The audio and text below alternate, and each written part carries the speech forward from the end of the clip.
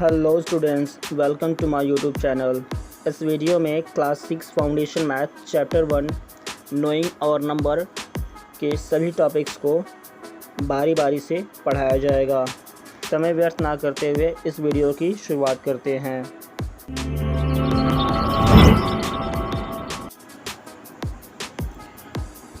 Class 6 chapter 1 knowing our number. तो यहाँ पे सबसे पहले नंबर पढ़ेंगे कि नंबर क्या होता है। तो नंबर का definition a symbolic representation of any quantity is known as number, यानी किसी भी क्वांटिटी का सिंबल के रूप में अगर लिखा जाए तो उसे हम नंबर कह सकते हैं। उसके बाद the representation of A number by A group of digit is called a numerals, यानी जब नंबर को डिजिट्स के ग्रुप में लिखा जाएगा तो उसे न्यूमेरल्स कहा जाता है। उसके बाद expression of A number in word is called numeration, और नंबर को जब वर्ड में लिखा जाए तो उसे न्यूमरेशन कहा जाता है। इसके बाद हम देखेंगे number can be extended further as per our need. हम अपने ज़रूरत के हिसाब से नंबर को बढ़ा सकते हैं। जैसे जब स्मॉलेस्ट 1 डिजिट नंबर और लार्जेस्ट 1 डिजिट नंबर को ऐड कर देंगे तो हमें मिलेगा 2 डिजिट का सबसे स्मॉलेस्ट नंबर। वैसे ही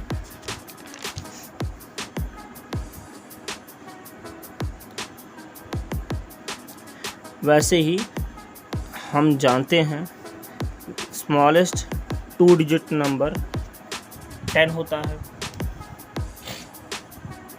लार्जेस्ट 2 डिजिट नंबर 99 होता है। वैसे ही स्मॉलेस्ट 3 डिजिट नंबर 100 हुआ, लार्जेस्ट 3 डिजिट नंबर 999 होगा। We can extend these numbers as per our need. हम इन नंबरों को अपने ज़रूरत के हिसाब से बढ़ा सकते हैं। अब हम देखेंगे प्लेस वैल्यू के बारे में। Place value chart in Hindu Arabic system of numeration. जैसा कि पहले न्यूमरेशन के बारे में बताया गया, तो हम यहाँ पर हिंदू अरबिक सिस्टम में प्लेस वैल्यू निकालना सीखेंगे। तो जैसे ही प्लेस वैल्यू निकालने के लिए सबसे आसान तरीका होता है कि सबसे पहले हम बॉक्स बना लेंगे। पहले बॉक्स में सबसे पहले हम यहाँ पर बॉक्स बना लेंगे और उस बॉक्स में 3 कॉलम बना लेंगे। उसके बाद फिर एक बॉक्स बनाएंगे, उसमें 2 कॉलम बनाएंगे, फिर एक बॉक्स में 2 कॉलम बनाएंगे, उसके बाद भी एक कॉलम बना देंगे और फिर 2 कॉलम बना देंगे और इसमें नंबर लिखेंगे।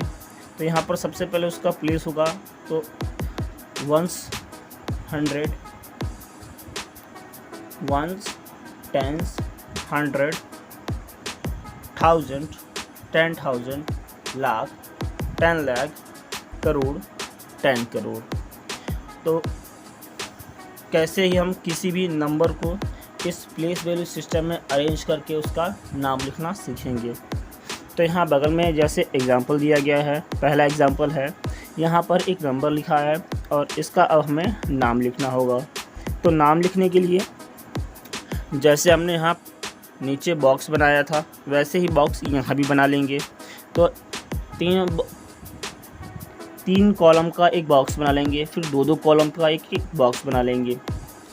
यहाँ पे एक एक करके नंबर्स को भरते जाएंगे। तो 6 5 4 8 9 2 4 8 यहाँ पे लिख देंगे। अब पहले आ जाएगा करोड़, फिर लाख, फिर 1000 और ये पूरा एक बार में 100 करके लिख दिया जाएगा। जैसे 8 करोड़, तो सबसे पहले 8 लिख के करोड़ लिख देंगे। उसके बाद 42, तो 42 लिख के लाख लिख देंगे। तो यहाँ पर 40 2 लाख हो जाएगा।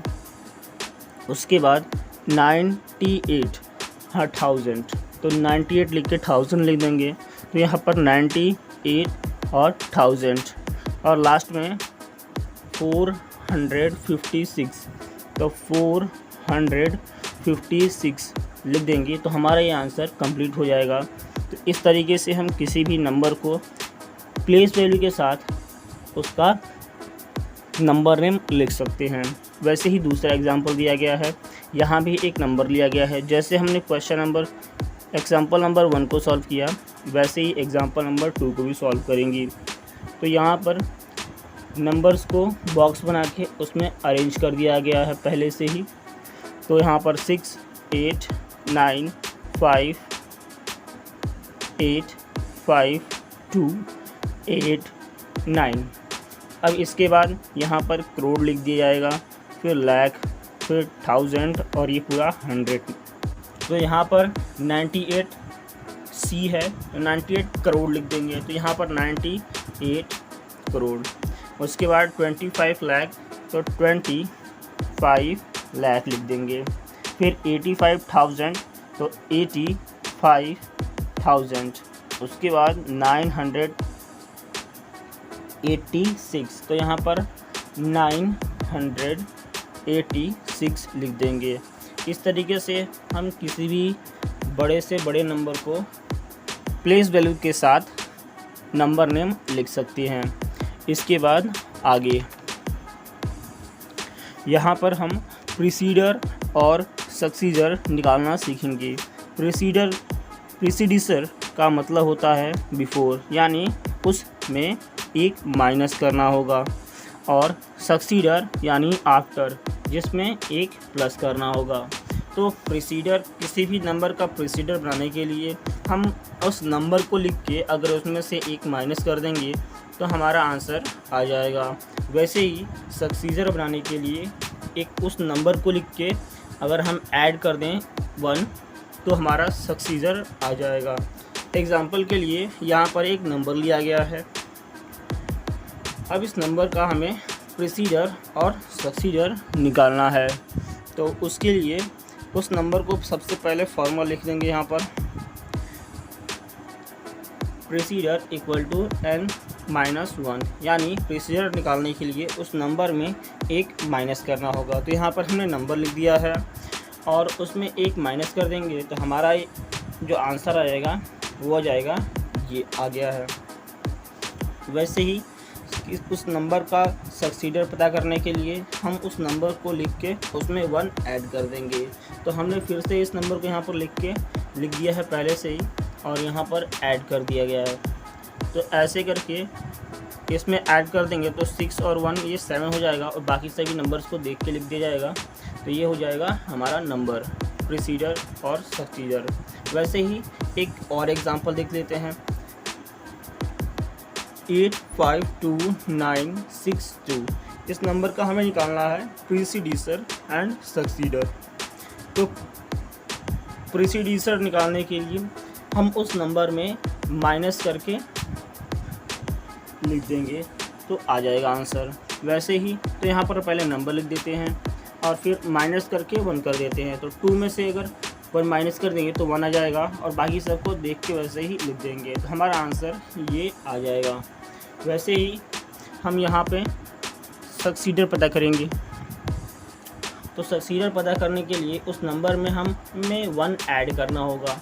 तो यहाँ पर वो नंबर लिख दिया गया है, और उसमें अगर 1 ऐड करेंगे तो 2 और 1 ऐड करने पे 3 हो जाएगा, और यहाँ पे बाकी सभी नंबरों को देखकर लिख दिया जाएगा। तो इस तरीके से हम किसी भी नंबर्स का प्रीसीडिसर और सक्सीडर पता कर सकते हैं। उसके बाद place value and face value क्या होता है वो पढ़ेंगे। प्लेस का यह मतलब होता है जगह, यानी वो नंबर किस जगह पर आ रहा है, इस बेस पे उसका प्लेस वैल्यू निकालते हैं। फेस यानी होता है चेहरा, तो चेहरा वो नंबर क्या है वो देखकर हमें बताना होता है, तो वो उसका फेस वैल्यू हो जाएगा। तो चलिए एक एग्जांपल की मदद से हम समझते हैं कि किसी भी नंबर का प्लेस वैल्यू कैसे निकालें। तो यहाँ पर हमें सभी नंबर्स का प्लेस वैल्यू निकालना है।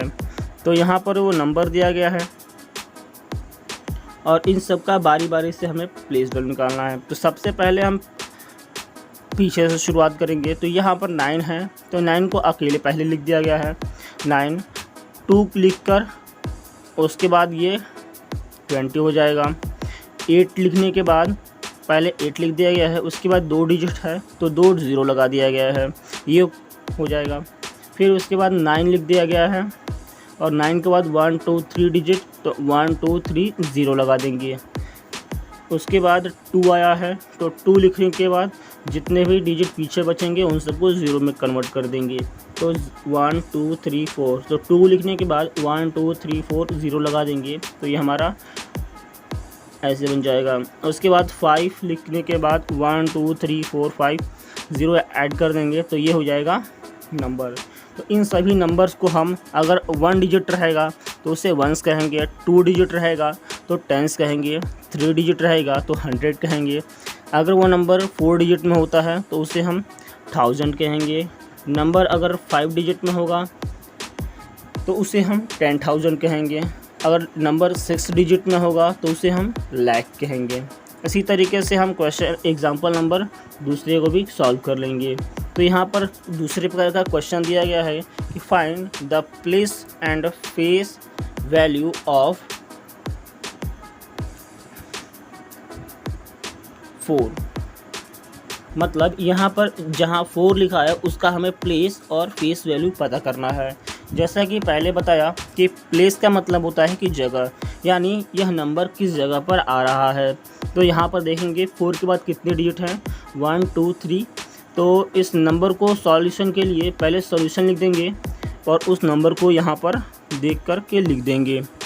उसके बाद प्लेस वैल्यू, तो 4 के बाद 3 डिजिट है तो 4 के बाद 1 2 3 डिजिट लगा देंगे, तो ये हो जाएगा 4000। तो इस तरीके से इसका प्लेस वैल्यू होगा 4000। और फेस वैल्यू का मतलब होता है चेहरा, मतलब यह नंबर क्या है, तो इसे हम 4 कहते हैं, तो इसका आंसर हो जाएगा 4। तो इस तरीके से हम किसी भी नंबर का प्लेस और फेस वैल्यू पता कर सकते हैं। इसके बाद आगे यहाँ पे तीसरे प्रकार का क्वेश्चन दिया गया, find the sum of place value of the 2 6 in this. यानी इस नंबर में 2 बार 6 जहाँ दिया है उसका हमें प्लेस वैल्यू निकालना है और उसे ऐड कर देना है। सम का मतलब होता है ऐड। तो यहाँ पर हम ऐड कर देते हैं। सॉल्यूशन के लिए सबसे पहले लिख देंगे, तो प्लेस वैल्यू होता है, तो सबसे पहले हम पहले नंबर का अगर निकालें तो यहाँ पे एक 6 आ रहा है, इसको काउंट कर लेते कितने डिजिट हैं, 1 2 3 4 5 6 7। तो यहाँ पर 6 लिखने के बाद हम 7 ज़ीरोज़ लिख देंगे, तो ये हमारा पहला प्लेस वैल्यू आ जाएगा। वैसे ही दूसरा प्लेस वैल्यू के लिए यहाँ पर 6 आया है, इस 6 को यहाँ पर लिख देंगे और उसके बाद 1 2 3, तो यहाँ पर 1 2 और 3 0 ऐड कर देंगे, तो हमारे ये दोनों प्लेस वैल्यू पता चल जाएगा। अब इन दोनों प्लेस वैल्यू को हमें ऐड करना है, तो यहाँ पर लिखा है sum of 1 and 2 place value of 6, यानी अब हम इन दोनों नंबर को जोड़ना है। तो यहाँ पर हमने पहले नंबर को लिख दिया है, यहाँ पर दूसरे नंबर को लिख दिया है, और जब दोनों को ऐड करेंगे तो हमारा आंसर कुछ ऐसा आ जाएगा। और इस तरीके से हम किसी भी नंबर का प्लेस वैल्यू पता करके उसे ऐड कर सकते हैं। इसके बाद आगे एक्सपेंडेड फॉर्म, इसमें हमें एक्सपेंडेड फॉर्म पढ़ना है। तो एक्सपेंडेड फॉर्म की डेफिनेशन देख लेते हैं। The expression of the number which represent the sum of place value of its digits is called its expanded form. यानी एक ऐसा एक्सप्रेशन जिसकी मदद से हमें पता चले कि यदि हम उन सभी नंबर्स को सम करें तो वह नंबर खुद आ जाएगा। जैसे यहाँ पर एक एग्ज़ाम्पल दिया गया है, एक नंबर है, इसको हमें एक्सपेंड करना है। तो नंबर को एक्सपेंड करने के लिए हमें उस नंबर को सबसे पहले लिख दिया जाएगा। तो पहले 8 आया है तो 8 लिख देंगे और उसके बाद जितने भी डिजिट रहेंगे उनको हम 0 में बदल देंगे। तो 0 बदलने के लिए पहले काउंट कर लेते हैं 1 2 3 4 5। तो यहाँ पर 5 आया है तो 5 0 हमें ऐड करना होगा। तो 1 2 3 4 5, तो ये हमारा पहला डिजिट बन चुका है। ऐसे ही हम दूसरे को काउंट कर लेते हैं। पहले 2 लिख देंगे, उसके बाद जितने भी डिजिट होंगे उसको ऐड कर 0 कर देंगे। तो यहाँ पर 1 2 3 4, तो यहाँ पर 4 डिजिट है तो 2 लिखने के बाद 4 डिजिट 0 बदल देना होगा। तो 1 2 3 4, ये हमारा दूसरा किया गया। उसके बाद हम 9 को देखेंगे कि 9, तो सबसे पहले यहाँ पर 9 लिख दिया और 9 के बाद 1 2 3 डिजिट है तो यहाँ पर 3 0 ऐड कर देंगे। उसके बाद प्लस करने के बाद हम 8 लिख देंगे। तो यहाँ पर 8 लिखने के बाद हमारे पास 2 डिजिट बचा है तो 2 0 ऐड कर देंगे। फिर 2 लिखने के बाद 1 डिजिट है तो यहाँ पर 1 0 ऐड कर देंगे।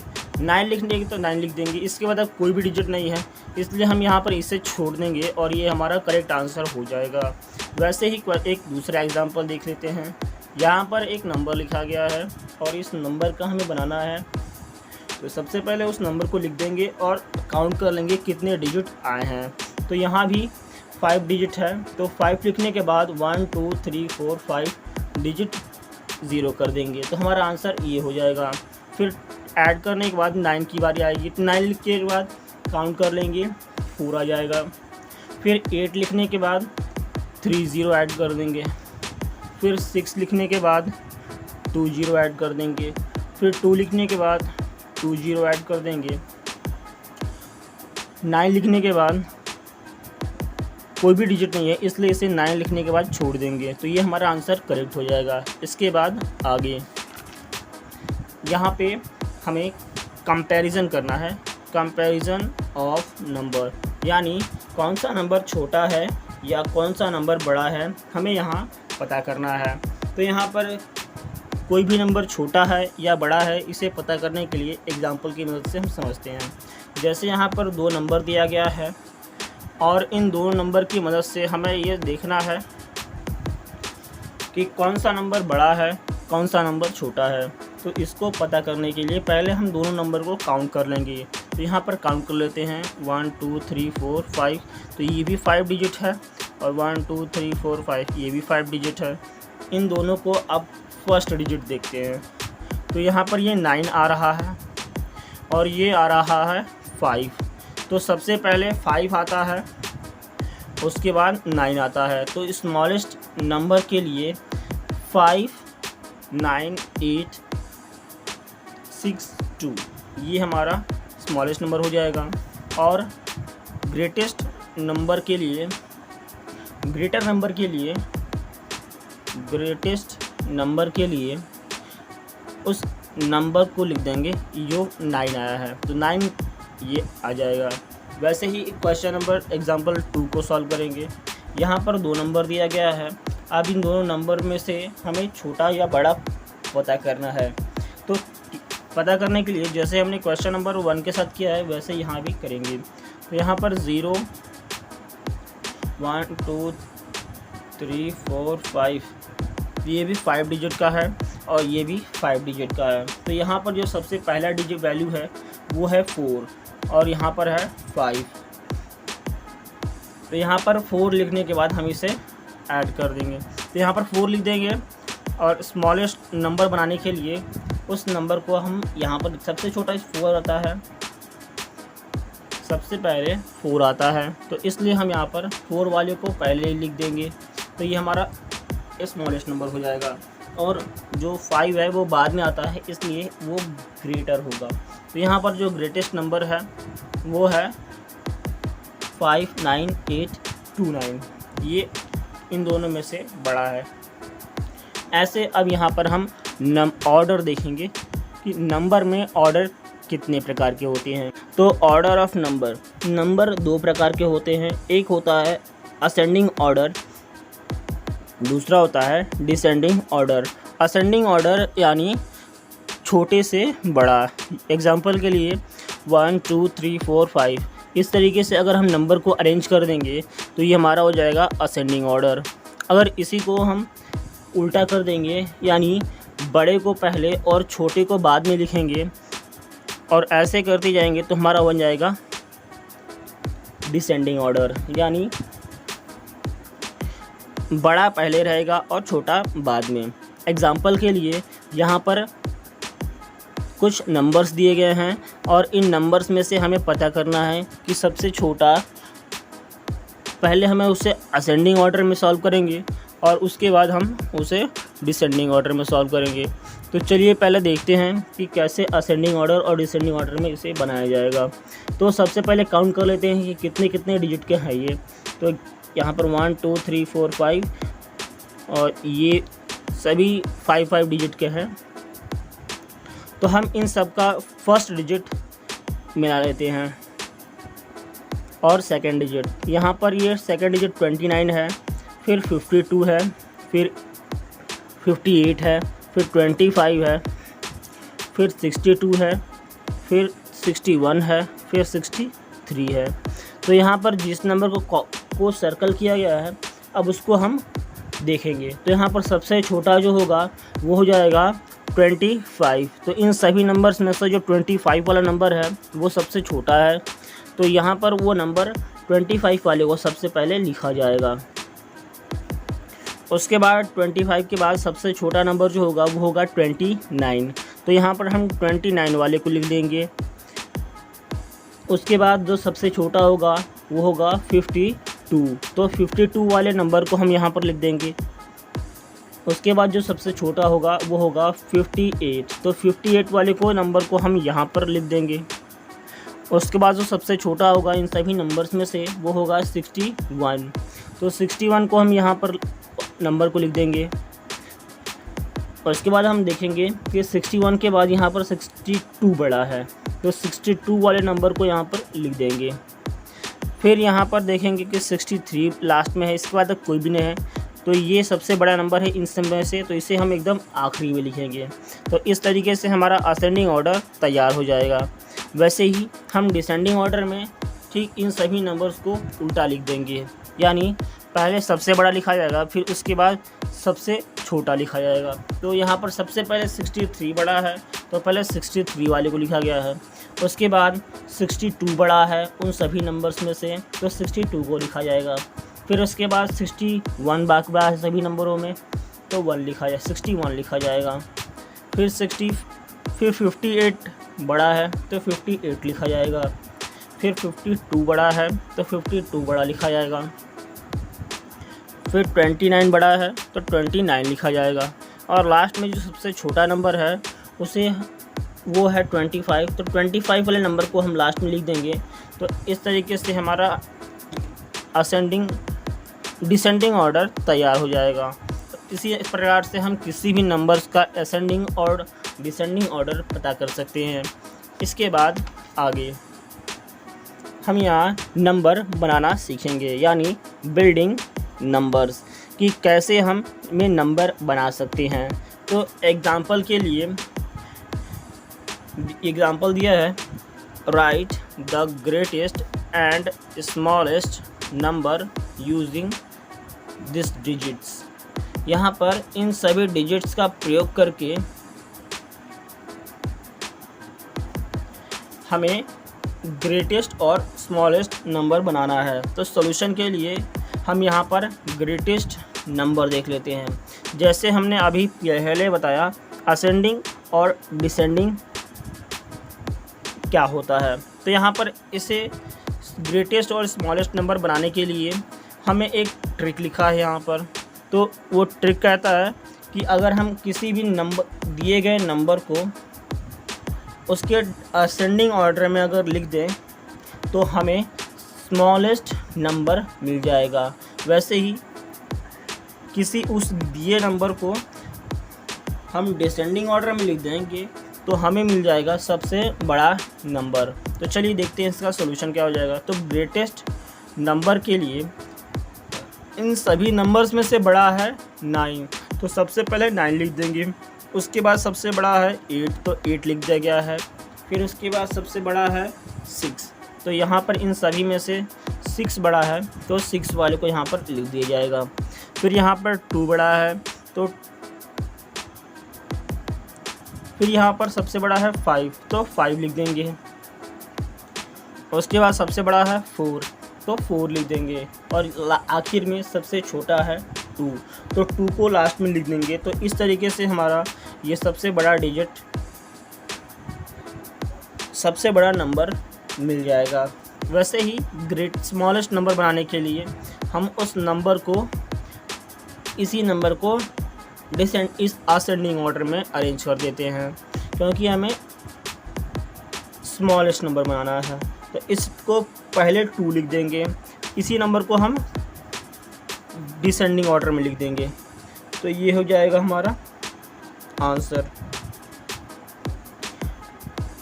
इस तरीके से हम किसी भी नंबर्स का यूज़ करके ग्रेटेस्ट और स्मॉलेस्ट नंबर बना सकते हैं। अब इसके आगे इंटरनेशनल प्लेस वैल्यू सिस्टम।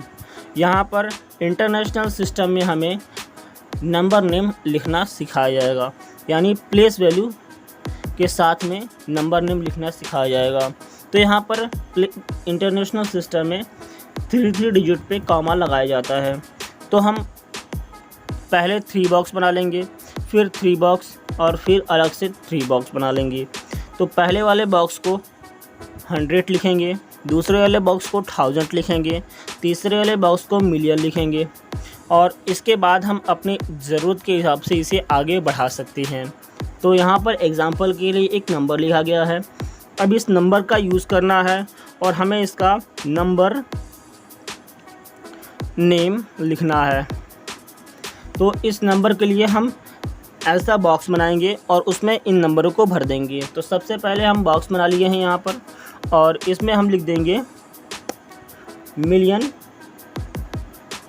100, 1000 और 100। तो यहाँ पर इन नंबर को बारी बारी करके भर देंगे। सबसे पहले यहाँ पर 8 लिख देंगे, फिर 9, 2, 6, 8, 9, 2, 8, 9। तो इन एक बॉक्स के नंबर को एक साथ हम लिखेंगे, तो इसे हम कहते हैं 982। तो पहले हम 982 लिख लेंगे। यहाँ पर m लिखा है, m का मतलब होगा मिलियन, तो मिलियन कर देंगे। वैसे ही हम इस पूरे डिजिट को एक साथ लिखेंगे, तो ये है 986। तो यहाँ पर हम लिख देंगे 986 और यहाँ पर t लिखा है, t का मतलब होगा 1000 और इसके बाद 298 और लास्ट में लिख देंगे 298। तो इस तरीके से ये हमारा आंसर सही हो जाएगा। वैसे ही क्वेश्चन नंबर 2 को सॉल्व कर लेंगे। यहाँ पर फिर से उस नंबर को पहले लिख देंगे और बॉक्स बनाने के बाद यहाँ पर हम उसे सॉल्व करेंगे। तो देखते हैं कैसे सॉल्व होगा। तो बारी बारी से हम नंबर लिख देंगे। यहाँ पर 8, 9, 2, 6, 8, 9, 2, 8, 5। यहाँ पर हम नंबर भर लेंगे। फिर उसके बाद जैसे हमने क्वेश्चन नंबर 1 में सबसे पहले इसे लिख देंगे नंबर को। तो ये है 582। तो यहाँ पर पहले हम 582 लिख देंगे। यहाँ पर यम है तो यम का मतलब होगा मिलियन, जैसा कि ऊपर बताया था। वैसे ही हम यहाँ पर 986 लिख देंगे। तो 986 यहाँ पर हो जाएगा 986। यहाँ पर हो जाएगा 1000, तो यहाँ पर हम लिख देंगे 1000। उसके बाद 298, तो यहाँ लिख देंगे 298। इस तरीके से हमारा किसी भी प्रकार के नंबर्स को प्लेस वैल्यू के साथ हम उससे नंबर नेम लिख सकते हैं। इसके बाद आगे एस्टिमेशन राउंड ऑफ। एस्टिमेशन का मतलब होता है राउंड ऑफ, यानी लगभग वाला वैल्यू।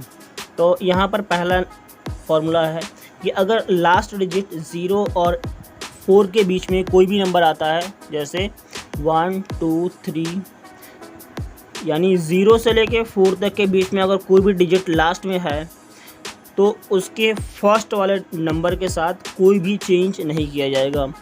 और दूसरा है अगर 5 से 9 के बीच में है, यानी 5 6 7 8 9, तो उसके फर्स्ट डिजिट में हमें 1 ऐड करना होगा। 5 2 9 8। अब देखते हैं यहाँ पर आगे एग्ज़ाम्पल के लिए। पहला एग्ज़ाम्पल है 5298। इसको हमें एस्टिमेट करना है, मतलब इसको राउंड ऑफ करना है। तो सबसे पहले इसके लास्ट वाले सभी डिजिट को सर्कल कर देंगे, या फर्स्ट डिजिट को छोड़ के बाकी सभी नंबर को सर्कल कर देंगे। अब यहाँ पर हमारा जो नंबर आया है वो 9 आया है, और यहाँ पर आया है 2। क्योंकि 2 यहाँ पर आ रहा है तो इसके फर्स्ट डिजिट में कोई भी चेंज नहीं किया जाएगा। तो यानी सबसे पहले यहाँ पर 5 दिया है तो 5 लिख देंगे, और बाकी सभी नंबर्स को हम 0 में कन्वर्ट कर देंगे। वैसे ही यहाँ पर 5 आया है, और ये पहला नंबर जो आया है वो आया है 8, 9 आया है।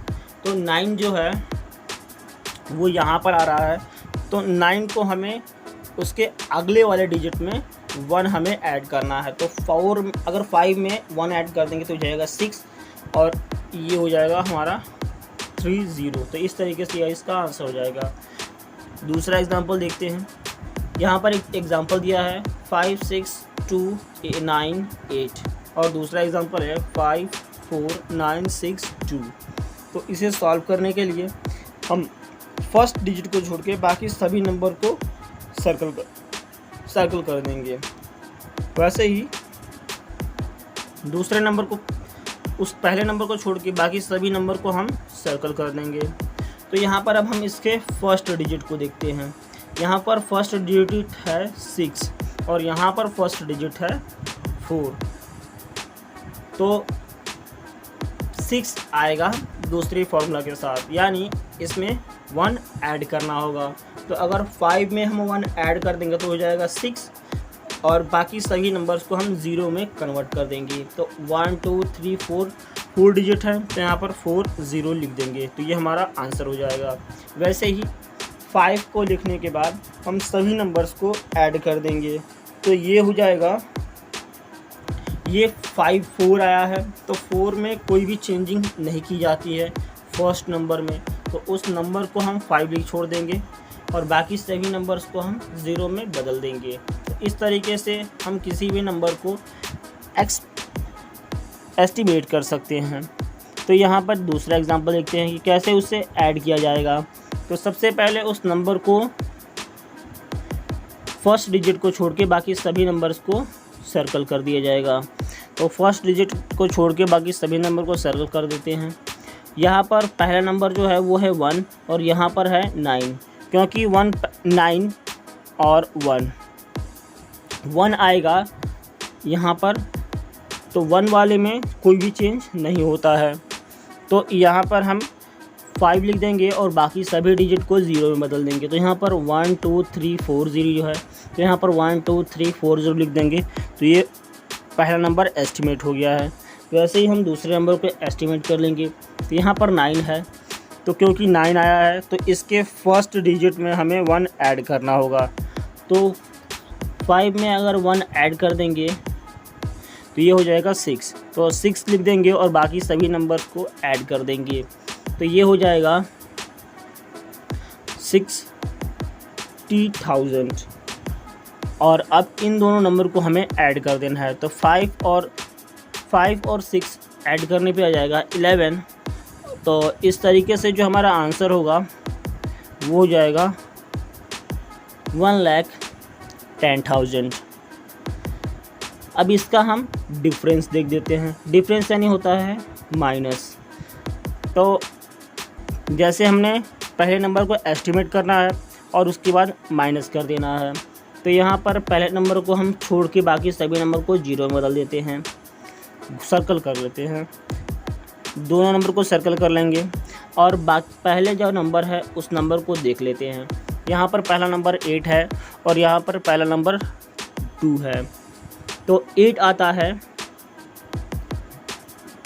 यहाँ पर दूसरे वाले फार्मूला में, तो यहाँ पर हम उसके फर्स्ट डिजिट में 1 ऐड कर देंगे। तो 5 में अगर 1 ऐड कर देंगे तो ये हो जाएगा 6 और बाकी सभी नंबर्स को हम 0 में कन्वर्ट कर देंगे। फिर उसके बाद माइनस का साइन लगा देंगे। फिर 6 के बाद यहाँ पर 2 है, तो 2 में क्योंकि 2 यहाँ पर आ रहा है तो इसमें के फर्स्ट डिजिट में कोई भी चेंज नहीं होगा, तो यहाँ पर हम 6 लिख देंगे और बाकी सभी नंबर्स को लिख देंगे।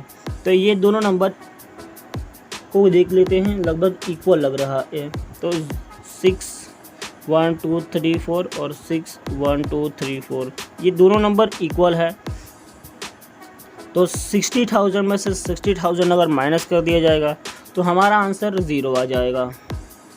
इस तरीके से हम किसी भी नंबर को एक्सटेंड करके एस्टिमेट करके माइनस कर सकते हैं। उसके बाद हम नंबर को प्रोडक्ट ड्रा करेंगे कि किसी भी नंबर को एस्टिमेशन के साथ प्रोडक्ट कैसे निकाला जाए। तो यहाँ पर हम भी पहले डिजिट को छोड़ के बाकी सभी डिजिट को गोला कर देंगे। तो पहले डिजिट को छोड़ के बाकी सभी नंबर को हमने सर्कल कर दिया। उसके बाद हम फिर से देखेंगे कि 8 कहाँ आ रहा है। 8 आ रहा है दूसरे वाले फार्मूला के साथ, तो यहाँ पर हम लिख देंगे 9 2 8। ये पहले से यहाँ पर लिखा गया है। तो यहाँ देख लेते हैं 5 को 5 में 1 ऐड कर देते हैं क्योंकि 8 आया है। यहाँ पर हो जाएगा 6 और बाकी सभी डिजिट को 0 में बदल देंगे। फिर मल्टीप्लाई का मल्टीप्लाई लिख देंगे और यहाँ पे 6 लिख के 2 लिख दिया गया है। तो पहला डिजिट 2 है तो इसमें कोई भी चेंज नहीं होगा, तो 6 का 6 रह जाएगा और बाकी नंबर्स को हम 0 में कन्वर्ट कर देंगे। उसके बाद 6 और 6 मल्टीप्लाई करने पे 36 आएगा और बाकी सभी नंबर्स को हम 0 कर लिख देंगे। तो ये पहला 0, ये दूसरा 0। मल्टीप्लाई करने के बाद हमारा आंसर इतना आ जाएगा। इसके बाद हम रोमन न्यूमरल्स देखेंगे। न्यूमरल्स हमने पहले ही बताया था कि क्या होता है। रोमन में न्यूमरल्स कैसे लिखते हैं, तो रोमन के कुछ यहाँ पर सिंबल दिए गए हैं। यहाँ पर सबसे पहला सिंबल है आई और इसे हम हिंदी में 1 लिखते हैं। हिंदू अरबिक न्यूमरल्स में 1 कहते हैं। वी को 5 कहा जाता है, एक्स को 10 कहा जाता है, एल को 50 कहा जाता है, सी को 100 कहा जाता है, डी को 500 कहा जाता है, एम को 100,000 कहा जाता है, एम को 1000 कहा जाता है और बार वी को 5000 कहा जाता है। तो किस रोमन नंबर बनाने के लिए 2 फार्मूला होते हैं। इसमें से वी, एल और डी ये ऐसे सिंबल्स हैं जिनको हम रिपीट नहीं कर सकते हैं। बाकी के आई यानी 1, एक्स यानी 10, सी यानी 100 और एम यानी 1000, इन सब को हम रिपीट कर सकते हैं और केवल 3 बार ही रिपीट कर सकते हैं। तो चलिए देखते हैं कि रोमन नंबर कैसे एक्सप्रेस किया जाए। तो यहाँ पर लिखा है एक्सप्रेस यानी दिखाना होता है। Express the given number as Roman numerals, यानी यहाँ पर जो नंबर दिया गया है उसको हमें रोमन में बदलना है। तो यहाँ पर 8 पहले इसको हम कर देते हैं सॉल्व। इसके सॉल्यूशन के लिए हम 88 लिख दिए हैं। तो सबसे पहले अगर हम 88 में को ऐसे फैक्टर तोड़ना है जो इन सभी सिंबल्स के फॉर्म में ऐड करने में कोई दिक्कत ना हो। तो यहाँ पर 50 कर लेते हैं क्योंकि 50 का रोमन दिया होता है। उसके बाद 30 आ जाएगा, ऐड कर देंगे तो आ जाएगा। फिर 5 ऐड कर देंगे तो हो जाएगा 58, 85 और उसके बाद 3 ऐड कर देंगे तो ये हो जाएगा 88। तो हम 50 को L लिखते हैं तो L लिख दिए, और 10 को 30 लिखने के लिए 3 टाइम X लिख देंगे तो ये हो जाएगा 30। वैसे ही 5 को V लिखा जाता है तो V लिख देंगे, और 3 के लिए 1 को 3 टाइम रिपीट कर देंगे तो ये हो जाएगा हमारा पहला आंसर। वैसे ही हम 65 को भी देख लेते हैं। 65 को सॉल्व करने के लिए हम उसको भी तोड़ देंगे। तो यहाँ पर सबसे पहले 50 आ जाएगा, तो 50 में यदि हम 10 ऐड कर देंगे तो ये हो जाएगा 60, और 60 + 5 65 हो जाएगा। तो 50 को हम L लिखते हैं, 10 को हम X लिखते हैं और 5 को हम लिखते हैं V। तो 65 का जो रोमन होगा वो हो जाएगा LXV, ये उसका आंसर हो जाएगा। वैसे ही हम क्वेश्चन नंबर 3 78 को सॉल्व कर लेंगे। 78 का हो जाएगा 50 + 20 = ये हो जाएगा। उसके बाद हो जाएगा 5 और 3। अगर हम इन सभी नंबर को ऐड कर देंगे तो हमारा रोमन नंबर बन जाएगा। तो 50 का होगा L, 20 का होगा XX, 5 का होगा V और 3 का होगा 3 टाइम्स I। इस तरीके से हमारा 78 का रोमन भी तैयार हो जाएगा। इसके बाद आगे right the Hindu Arabic numerals form given Roman numbers, यानी दिए गए रोमन नंबर्स को हमें हिंदू अरबिक न्यूमरल्स में चेंज करना है। यहाँ पर नंबर दिया है और यहाँ पर 2 नंबर दिया है। इन दोनों नंबर की मदद से हम बनाएंगे एक्सपेंडेड फॉर्म। तो सभी नंबर को हम पहले लिख लेते हैं, तोड़ देते हैं। तो x लिख देंगे, फिर ये L लेफ़्ट में x ऐड किया है।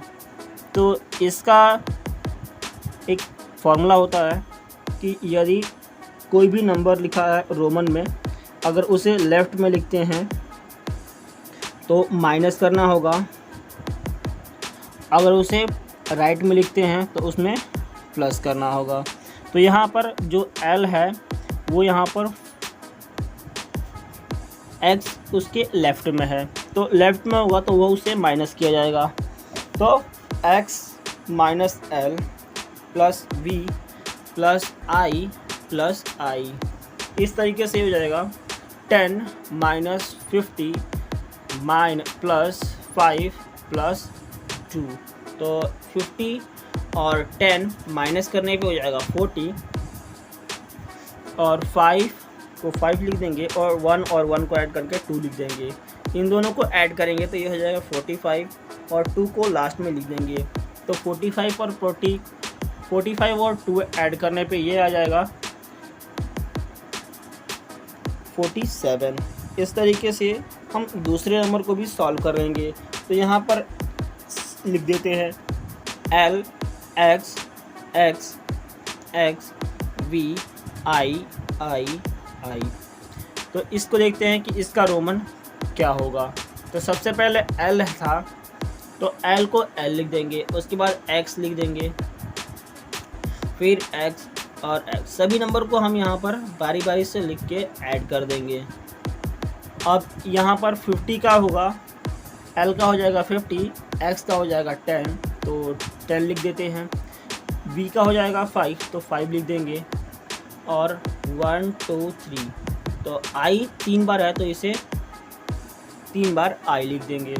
उसके बाद 50 और ये तीनों 10 को ऐड कर देंगे तो ये हो जाएगा 30, और 5 का 5। वैसे ही तीनों 1 को ऐड कर देंगे तो यह हो जाएगा 3। अब इन दोनों नंबर को ऐड कर देंगे और इन दोनों नंबर को ऐड कर देंगे तो ये हो जाएगा 80 और ये हो जाएगा 8। तो इस तरीके से अगर हम 80 और 8 को ऐड कर देंगे तो इसका आंसर हो जाएगा 88।